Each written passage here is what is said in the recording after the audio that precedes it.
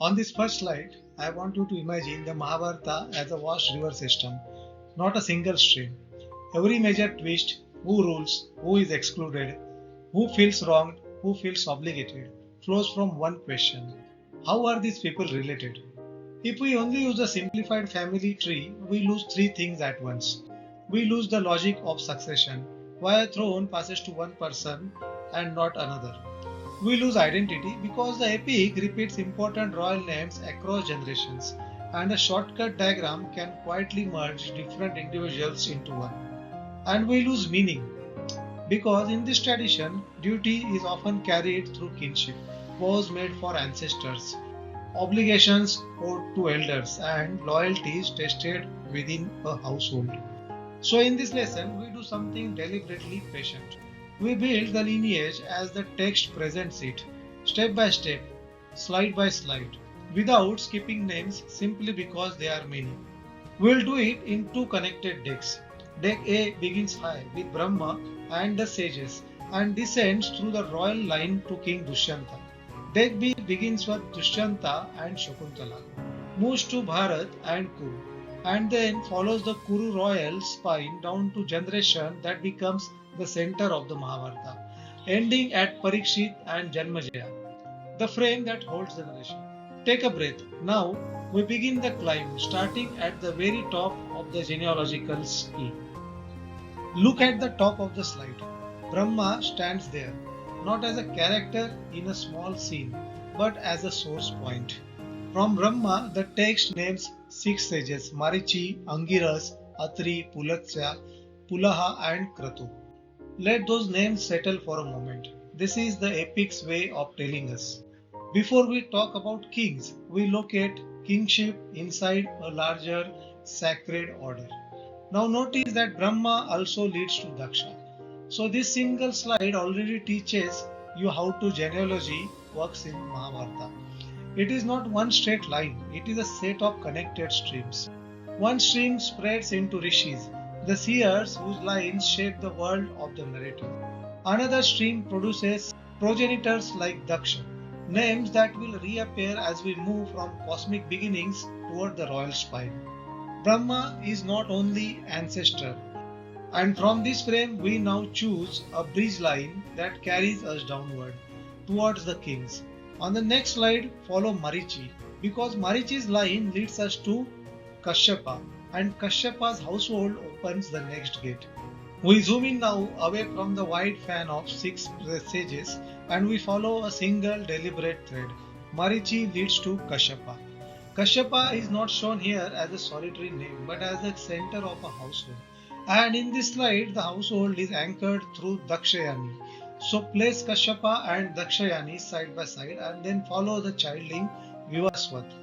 This is labeled as one presentation tradition A. That label matters. It signals a disciplined way of reading the epic. We do not force the genealogy into one tidy chart by deleting what doesn't fit. If the text preserves a link in one from here and another from elsewhere, we keep both clearly named. Now, why does Vivaswat matter? Because Vivaswat is a threshold figure who soon points us towards the Manu, the pivot where the narration begins to sound like human history and human kingship. So on this slide, the story is quietly shifting from Rishi line to the doorway of the Royal line. Hold that thought because the next slide presents another route to the same doorway through Daksha and Aditi. Here the narration gives a crisp recital. Daksha leads to Aditi and Aditi leads to Vivaswata. Read this slide slowly because it teaches a crucial habit for serious study. The Mahabharata often preserves multiple genealogical recitations. It doesn't always stop the performance to reconcile them for us. It simply places them in the stream of narration. So we label this route as tradition B, not to create confusion, but to keep our diagram faithful to what is actually said. This is exactly the kind of detail that makes a silver level course feel reliable. We learn that our job is not to fix the text, but to understand how the text speaks. And notice what remains steady across slides. We are being guided toward the same pivot named Vivaswat. Whatever route the recital chooses, the next movement is the same. Vivaswat points towards Manu, and Manu becomes the hinge for the lineage of kings. On the next slide, we keep both presentations in view and then step firmly into the human royal corridor. Now we arrive at Vivaswat, the hinge where the genealogy turns towards the lineage of men. On this slide, you can see two ways the text presents the connection to Manu. One route, tradition A, steps through Yama, then Martanda, then reaches Manu. The other route, tradition B, connects Vivaswat to Manu directly. One path is longer, naming intermediate peaks Yama and Martanda. The other path is shorter, naming the destination Manu. And what is the destination? Manu is not just another name. Manu is a pivot word in the epic's genealogy, a doorway from divine and rishi frameworks into human royal succession. So visually, it helps to place Manu as the anchor at the bottom of the slide, because from Manu the genealogy begins to read like a chain of kings. Now once Manu appears, the page changes. The next slide is a corridor, Manu to Ila to Puravasu to Ayush. And that corridor is the road that will carry us step by step toward Dushyanta. This slide is the genealogy's royal corridor, clean, direct, and meant to be read aloud like a drum beat. Manu leads to Ila, Ila leads to Pururava, Pururava leads to Ayush. In storytelling terms, this is the epic tightening the lens. We began in the sky, Brahma, sages, progenitors. Now we are descending into a sequence that sounds like a human chronicle. Each arrow is a step, each name is a foothold, and the purpose of this corridor is not to overwhelm with antiquity. It is to establish continuity, so that when the Mahabharata's central families appear, they are not floating characters, but the latest growth on an ancient trunk. On this slide, there are no branches, no clusters, no crowding. That simplicity is the teaching point. This is the main descent. And now from Ayush, we reach Nahusha, where the dynasty begins to branch again. The next slide introduces Nahusha, his household, and the sons among whom Yayati stands out as a major hinge. From Ayush, we reach Nahusha, and with Nahusha, the genealogy begins to feel like a household again. Nahusha is linked with Priyavasa. Then the narration gives 6 sons, Yati, Yayati, Samyati, Ayati, Pancha, and Uddhav. When you voice this slide, imagine you are standing in a court as a genealogist recites names that define inheritance and identity. This list is not decorative. Lists tell you the line could have gone many ways. Multiple sons means multiple possible futures. So you name them slowly and you let the viewer see the branching potential. But even as the tree spreads, the narration is guiding us toward a single trunk. The hinge name here is Yayati, not because the other sons vanish from importance, but because the next royal corridor toward Dushyanta passes through Yayati's household. So treat this slide like a threshold. We are about to enter a branching that matters for the latter dynastic identity of Bharat and Kuru. Next slide. Yayati is wives Devayani and Sharmishta, and the children group beneath each mother. With Kuru as a trunk, we continue to follow.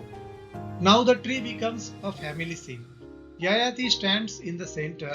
To one side is Devayani, to the other is Sharmishta. And beneath each mother, the narration places children. From Devayani, Yadu and Turavasu. From Sharmishta, Dhruyu, Anu and Puru. In a single generation, the tree splits into several powerful branches.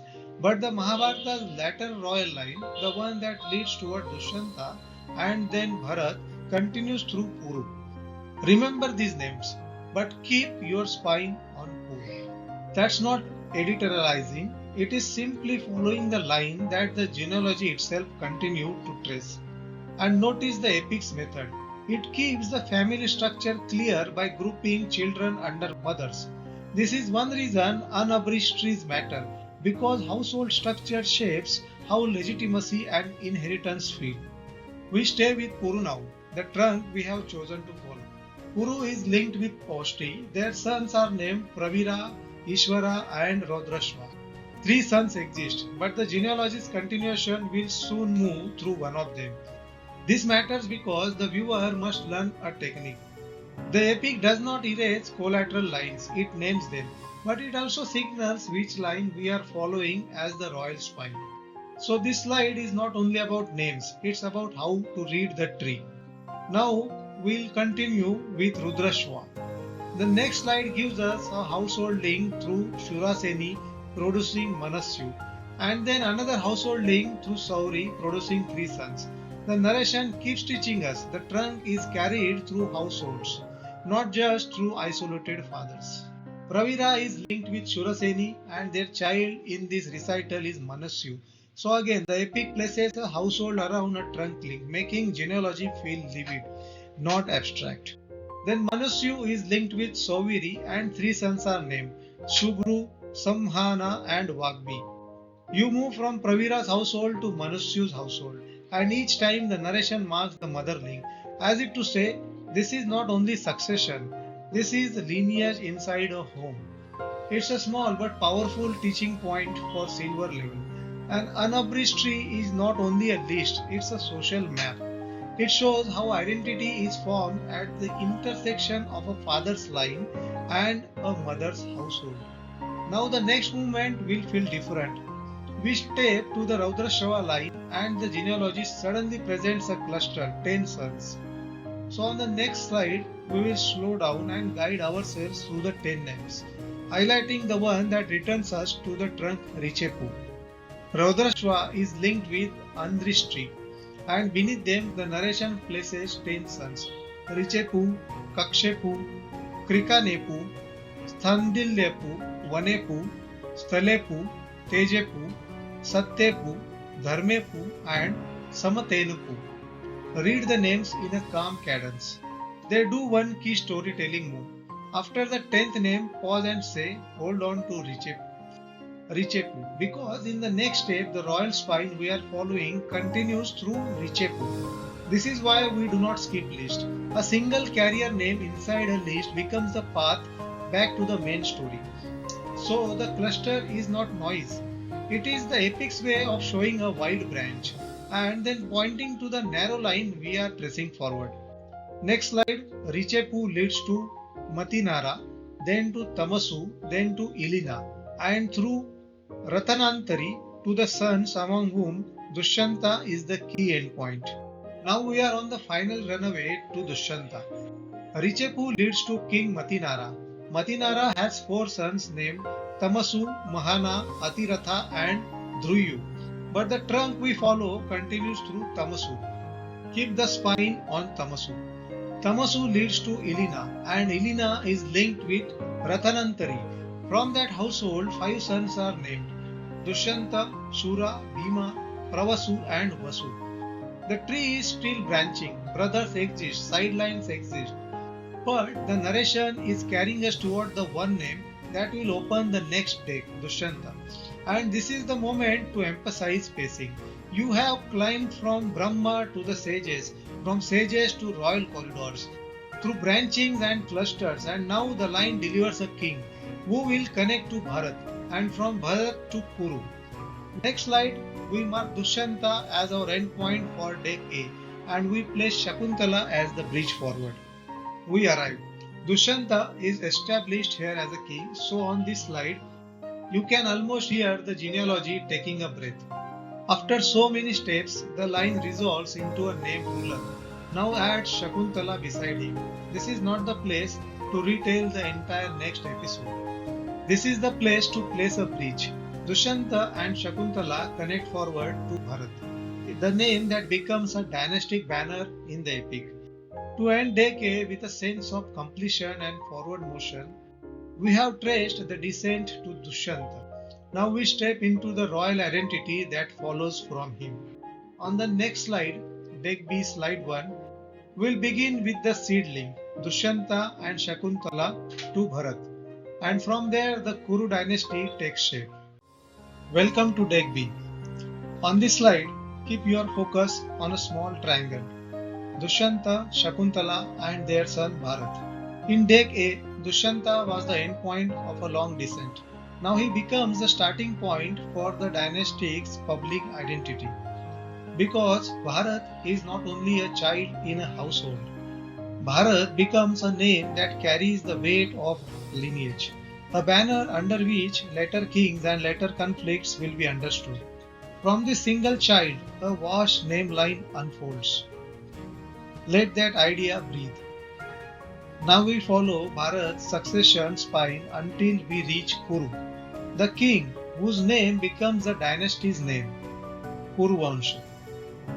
Next slide, the chain from Bharat through multiple kings ending at Kuru, with a careful note that the text preserves variant presentations at the start of the chain. We begin with Bharat and we follow the succession spine through Bhumanyu, then Suhotra, then Ajamida, then Riksha, then Samvarana. Say those names like stepping stones across time. And then the slide introduces a household. Samavarna is linked with Tapati. This is the moment the dynasty receives its label. Kuru is not merely one king among many. He becomes the eponym, the name that defines the Kurus, from descendants of Bharat towards the Kurus. Then the slide fans outward again. Because Kuru has multiple sons named, Vahini appears as spouse and sons such as Ashwavana, Abhishanta, Chitraratha and Muni are named. And an earlier king named Janamjaya is included in this branch, while Parikshit appears as a descendant through Abhishanta. Next slide, we move forward to a later king Pratipa and his three sons, one of whom is Shantanu, the gateway into the household drama that defines the Mahabharata. Now the genealogy brings us to a king whose household points straight into the Mahabharata's central family stage, Pratipa. Pratipa has three sons named Devapi, Shantanu and Mallika. The tree offers three branches, but the narrative road we are traveling continues through Shantanu. So place Shantanu on the trunk in your mind as you speak. And this is not just a genealogical detail, because Shantanu's household, who he marries, and which sons come from which household, creates the fork that later produces the epic succession crisis and the rival claims of kin. Because the next slide is a fork in the river, Ganga's line and Satyavati's line. Now the tree becomes a drama of two households under one king. Shantanu is linked with Ganga. From that household comes Devavrata, known here as Bhishma. Then Shantanu is linked with Satyavati. From that household come Chitrangada and Vichitravirya. Two households mean two lines of sons, and the future of the throne will depend on how these lines relate. On one side, Ganga and Devavrata, on the other, Satyavati and her sons. This is the structural setup for the later succession crisis. Even before any conflict begins, the tree is already storing tension. One powerful heir in one household, and the continuation of the royal line seated in another. Now the next slide introduces us a crucial junction, Satyavati's earlier connection to Parashara and the birth of Vyasa, a figure who will become the genealogical solution when the royal line needs to continue. To understand how the royal line continues, we now overlay a Rishi line that enters the royal household. Let us understand the line of a Rishi named Parashar. From the Rishi descent, Vasishta leads to Shakti. Shakti is linked with Adrishyanti. From then comes Parashara. Now watch this junction. Parashara is linked with Satyavati, and from that union comes Dvaipayana Vyasa. Inside the family by blood and outside the court by identity as a sage. Vyasa becomes the junction node that allows the royal line to continue when it otherwise would break. So this slide is not extra mythology. It is a genealogical mechanism. Next, Vyasa's sons will become the three pillars from which the Mahabharata's main rival branches grow. Now we arrive at a simple slide with enormous consequences. Vyasa leads to three sons, Dhritarashtra, Pandu and Vidura. Because from these three names, almost everything that follows is generated. Dhritarashtra's line becomes the Kaurava branch. Pandu's line becomes the Pandava branch, and Vidura stands as a third line whose presence is deeply felt in the court's moral and political life. A viewer who remembers this strand will never get lost afterwards. So reinforce it once more in your mind. Vyasa, Dhritarashtra, Pandu, and Vidura. Next slide, we zoom into Dhritarashtra's household, where the epic presents scale 100 sons, alongside a few named anchors that drive the narrative. Dhritarashtra is linked with Gandhari, and the text gives us a sweeping statement 100 sons. On the slide, that is represented as an aggregate note because the number matters even when every name is not listed here.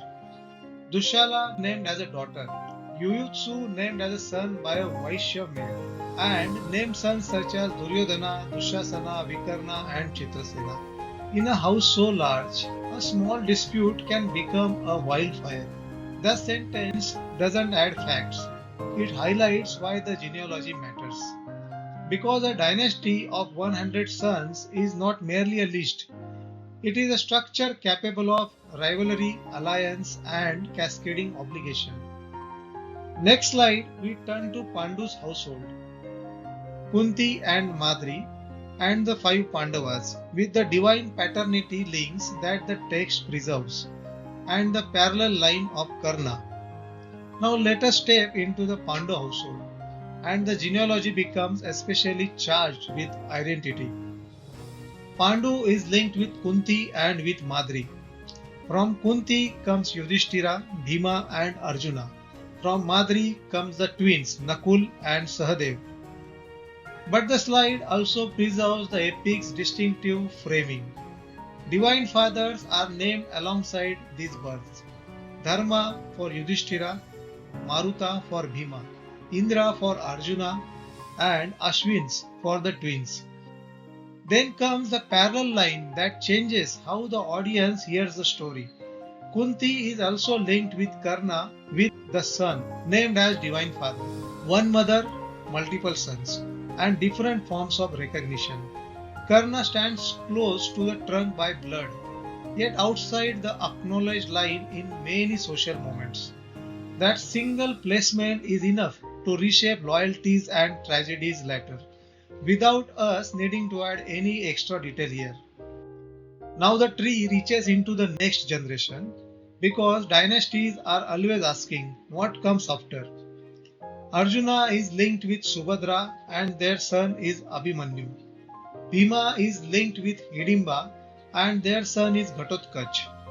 And Draupadi is shown as mother of five sons from the five Pandavas. Prativindya from Yudhishthira, Suta Soma from Bhima, Sruta Kirti from Arjuna, Shatanika from Nakul, and Shrutasena from Sahadev. Not all of these lines will endure, but the epic names them because succession is not only about who fights, it is about who remains to carry the name. A genealogical tree is also a map of hopes, continuations, and losses. Even without narrating the war, the very presence of the next generation tells you what is at risk. Next slide, the post-war continuity narrows to a single thread, Abhimanyu child Parikshit. Abhimanyu is linked with Uttara, and from that household comes Parikshit, explicitly marked here as the post-war continuation. Because visually and narratively, this is a contradiction.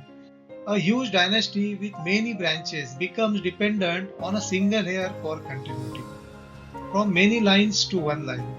And that is why we build the unabridged tree first. Without it, this slide would not carry emotional weight. With it, this slide feels like the survival of a name.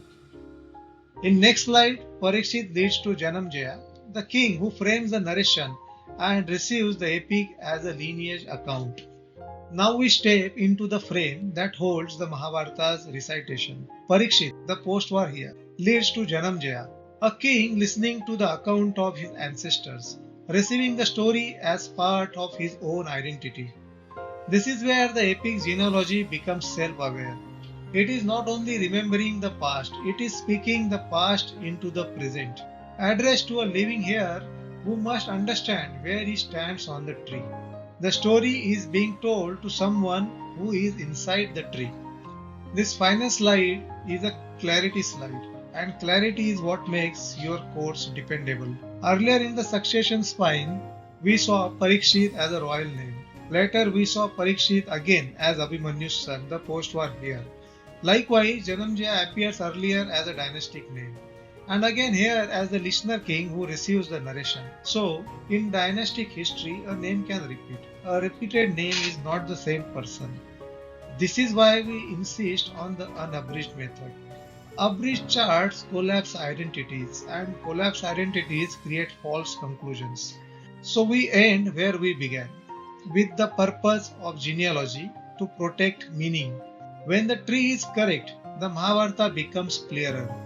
Succession makes sense, relationships become readable, and the stakes of duty and conflict stop floating. They become grounded, rooted, exactly where the epic places them, inside a family line.